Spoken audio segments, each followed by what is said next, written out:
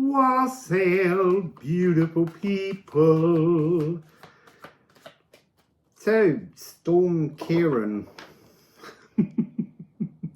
has battered us early this morning. I'm staying with my friend Helen, and she woke me because her gate had been, an enormous gate, had been torn off its hinges in the wind. And I was in a weird astral hermetic university having a semi-lucid dream, which is, I guess, my first. It was not so much that I was controlling the dream, but the dream was trying to explain aspects of the alchemical magnum opus. And just like when I was at university, question everything, I was questioning all the information I was being given. But then suddenly we had to get up and lift this huge gate and make everything safe and pick up all of the potted trees, and they were all lying down. So it's been a very windy morning, and I could see the air card in the Alchemy of Sound Astrology, and I shuffled the deck and it was the first and only card that came out. I have to say, strong wind gets me a little bit overexcited. It always has. There's nothing I can do about that. It just, there's something about the energy of air moving really fast and fluid that excites my cells. So, who knows what today's story is all about, but let's just dive into the cards. I don't feel like I want to shuffle them long ways today. I feel like I want to shuffle them that way. They feel more stable in my hands, like there's something about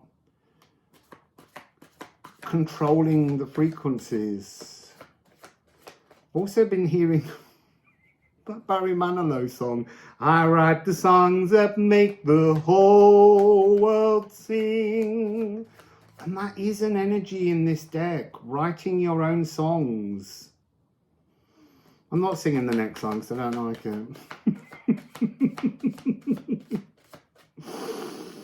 Oh, Moon in Pisces, the giggler. So, Poi Poi,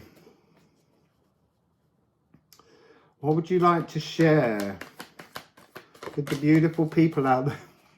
Pisces. Oh, and Libra. So we have Pisces, the cosmic conjurer, a peal of bells. Now, a peal of bells always reminds me of when I focus and do really deep meditations to reach out to other dimensions, I hear bells unfolding as if the sonorous sound of the bells is the barrier, the gateway that holds dimensions separate, like a frequency that exists between the two. And it's, oh yeah, it is interdimensional oneness. And then Libra is the ardent arouser, the saxophone trio, because this is the triple point Paragon, which is vaporizing to spiritualize. It's the point at which temperature and pressure is perfect, that you can have water or anything exist in all three states. So solid, liquid, and gas. So I guess that's something to do with accessing other dimensions is part of that frequency, this ardent arouser frequency. Stimulate to animate. It's sublimation in the magnum opus, and obviously this is projection. So we are talking about two cards here because they're 12 and 7. They're both part of the energies that I was seeing in this dream world last night. Let's just carry on pulling and seeing what wants to come out. I'm doing it the other way now. I'm letting go of the control.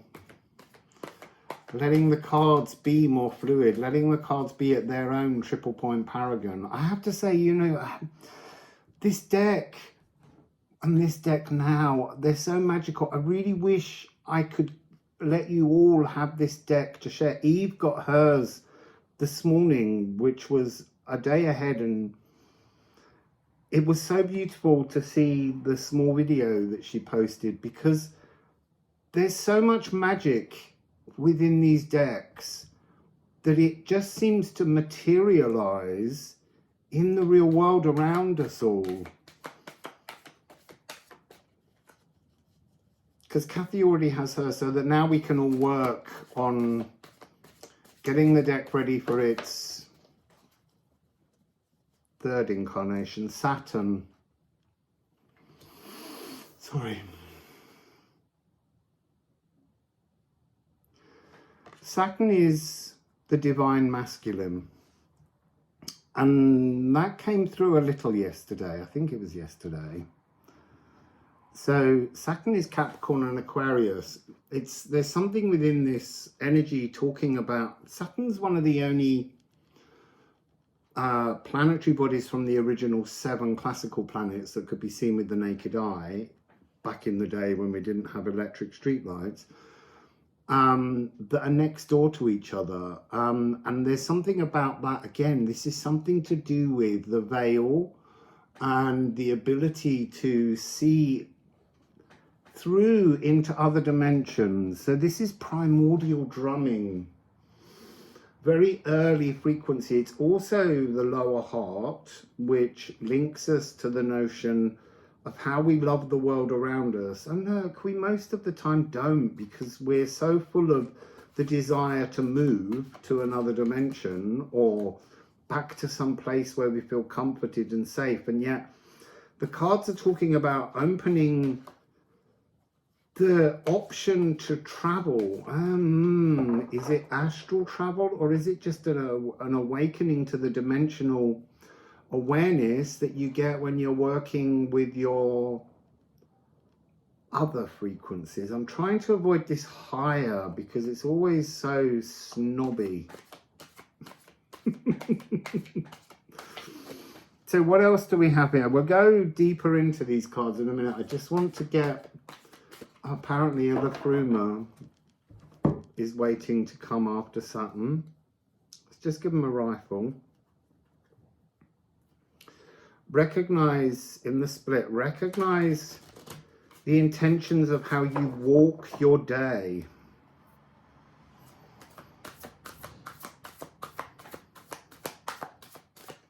Oh, see, I'm trying to control the cards. They really want to be this more fluid direction. Poi poi, what's the message?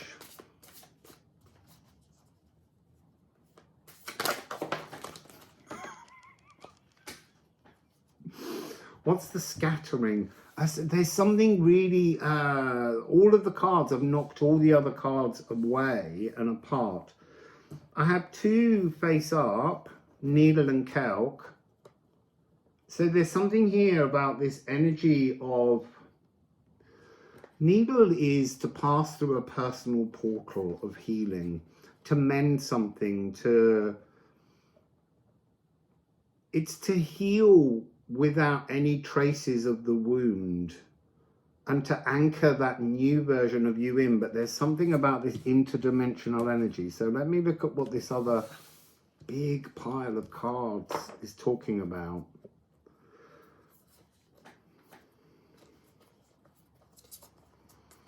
Oh, it's interesting. It's posing a question for us. So we begin with Candle, the day star, our unlit selves, this energy of lighting the connection between our physical incarnation and our soul incarnation through the veil, and how that is the Liefschade, this energy of being comforted, seeing comfort, seeing joy, seeing pleasure in the natural world So it made me look at the polarities. So we have I am unbiased or I am judgmental. So this is a call to correct the desires that we all naturally have to be judgmental of ourselves, of the world, of others. You've got to let it all go. And then we have Nithogir. Nithogir is part of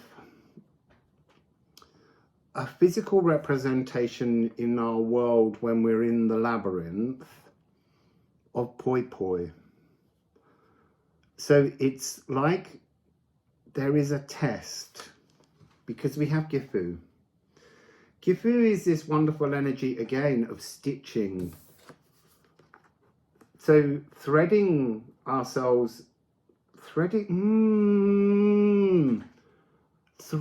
our other self through the veil, pulling that thread through, and then using that to mend our world in which we exist. That's what we're getting here.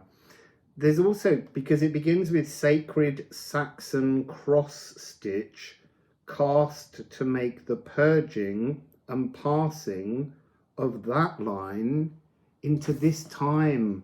This is about bacteria that holds us in linear time, but it's almost like we are being given a chance to unpick stitching, to rethread a new needle, and to weave ourselves into a new dimensional time frame that you're writing, that you're creating. I write the songs that make the whole world sing. Frequency, that's what we're dealing with. Something about identifying primordial rhythms, and then there's something about taking the stitch and going right past those old rhythms and digging into a new timeline to create some kind of healing. So Gifu is the gift of the unity between many things, but here it's really talking about the unity between your earthbound form and your soul form coming into unison. And it ends at this poem ends with this little reminder: generosity shines bright and fair, but stay aware. For every gift to emerge, its reverse was birthed. This is a card that talks to me about this idea that we are all entitled to the beauty of the gifts on offer, but we have to be aware that we've already been through the darkness. We've dealt with the traumas to be able to receive these gifts. You've done the balanced work. It's this Liefshgade energy, this energy of being comforted in the natural world by having a connection to both your Vortha, which is the spirit of time that works and walks side by side with you throughout, even though you're not aware of them. They're the energy that weaves you into the fabric of time. And then we have Hemfereld. I knew this one was coming because this one was in the dream, but I can't quite remember what they were trying to teach me in the dream. But they were like, when the card of projection comes up, you'll know the answer, and I don't. Because the wind pulled me out with a broken gateway. Open the gateway, I guess. The gateway's been shorn from its surroundings. The dimensions are open. So I'm going to go with this projection card and look at what we're projecting, because this is the Bifrost. This is the energy of Spirit Path, and Spirit Path is Elven Ring. Spirit Path is much higher. See, I said it because we can't help ourselves.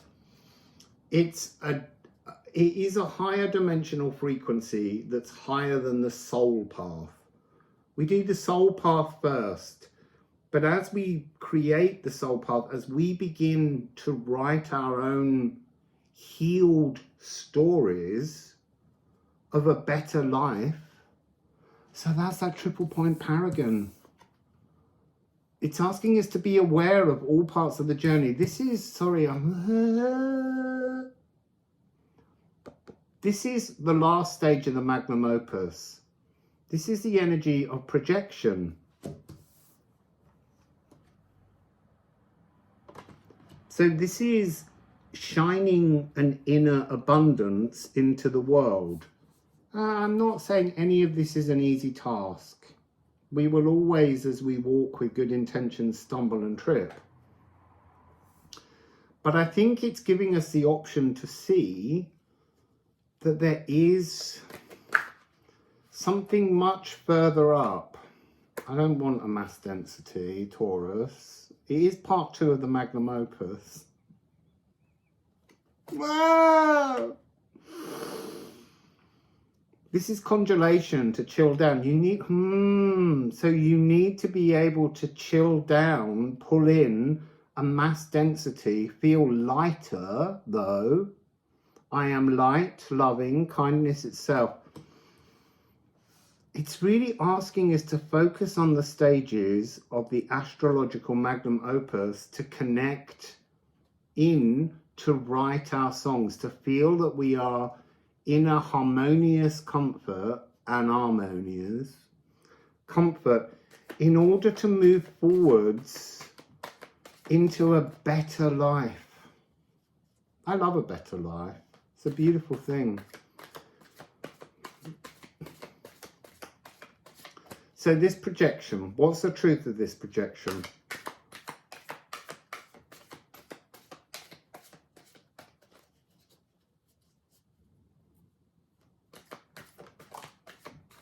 Oh, I see.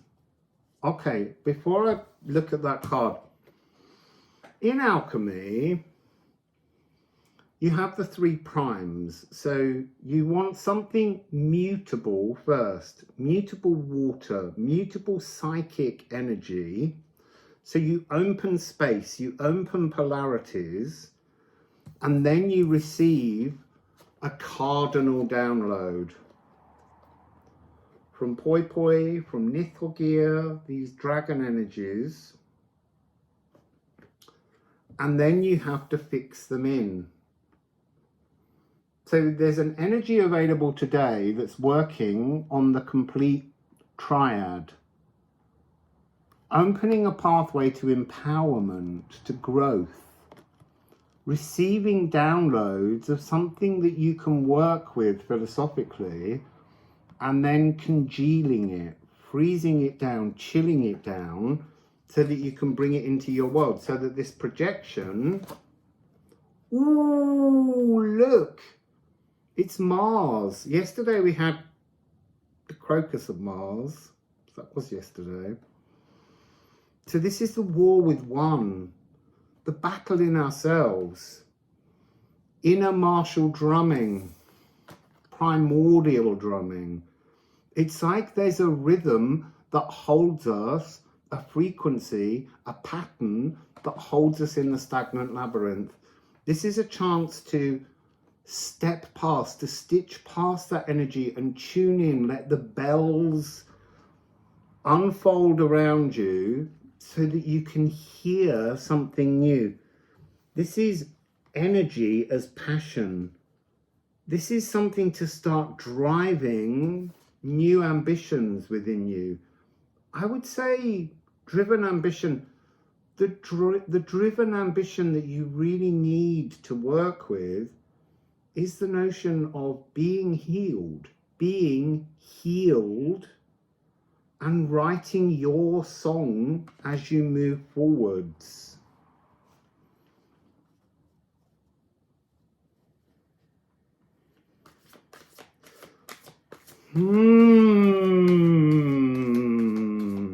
So what else? Just to bring us towards the end of this message today, give yourself a chance to tune in. That's a big spillage. I'm not going to take all of those. Oh, I see a card that keeps wanting to come out. Look, Moon in Sagittarius. Eve's reading ended with this today that she sent us, her first reading. It's a new philosophical mission. Seek your new philosophical mission. What is that mission? It's already written inside your heart. You know the truth that you desire. You have to heal yourself to your heart's song. So we have, this will be quick, filtering out. This is fixing in new ideas. Vitriol, again, this is the one that's been playing for me. Boil, don't rush this process. Don't be petulant. See, another energy I've been picking up this morning really strongly is indignation at things around you. You have to stop it. It's disempowering. Don't get indignant about things around you. Think again, transform them. That's what we're getting here. It's a lot of cards, but I think I was meant to do a reading which is growing in the frequency without over-analyzing. Sometimes we over-analyze, and that's bringing us to that energy of wanting to impatiently excite some kind of transformation. It's not quick. Soot, the Massa Confusa, all the energy of material potential of creative chaos. That's this energy of this storm that I've experienced rushing through. But can you catch on to the carnal cosmic cycles? And they are cycles of chaos littered with love. And you have to pick your way through, and it's not easy, it's not fast.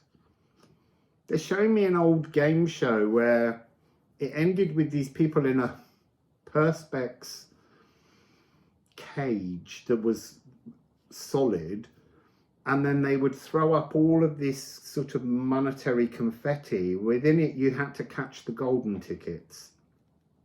So within the chaos, finding what you want that will serve you, the nutrients. We have earth, bringing this energy, fixing it back into the earth, pragmatic physical truths.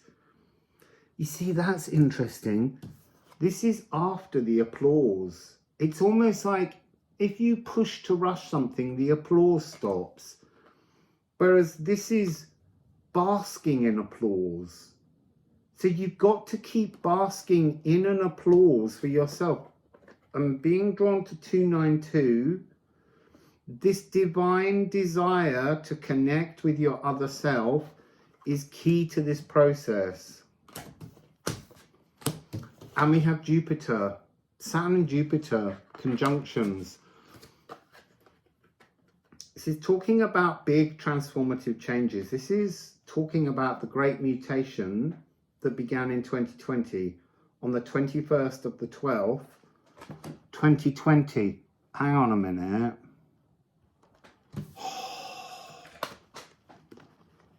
The 21st of the 12th, 2020. There's a card on the floor that's just been knocked off, which is this new philosophical mission. I feel like the rest of that sum is here somewhere, because I was seeing something earlier that was a mirroring, but they may have just been putting that inside my head. What's mirroring?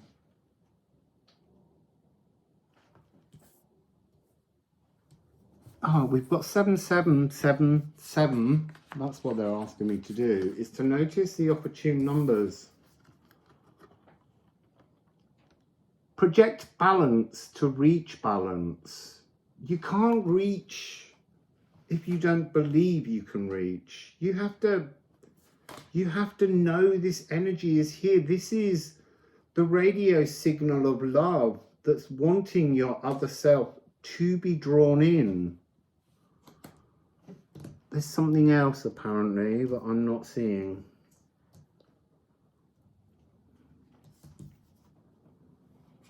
I'm not seeing.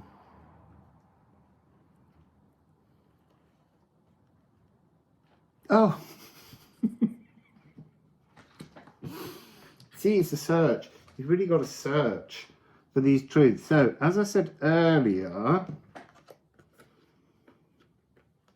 is there another one of those? Is there something else here that's doing the other half of that? So the great mutation happened on the 21st of the 12th. There is the 21st of the 12th. I've got that the right way around. Or the 12th month, the 21st. There's that energy of time. Saturn, this magical new projection, this ability to project into the future began then in 2020. So it's all there. The cards are talking about how frequencies have changed. They've transformed. This new philosophical... Oh, and it was in Sagittarius that conjunction took place. Mutation took place. It was the great mutation. After 200 years of Earth conjunctions, we moved for the next 200 odd years into air conjunctions. So let me just look at the base of the decks. Man, didn't that come up at the base of the deck yesterday or the day before? And that's 20. There we go. Hang on, let me just pull that card off. So now we have the full formula. It's just asking us to look backwards and remember that things have changed. The 21st of the 12th,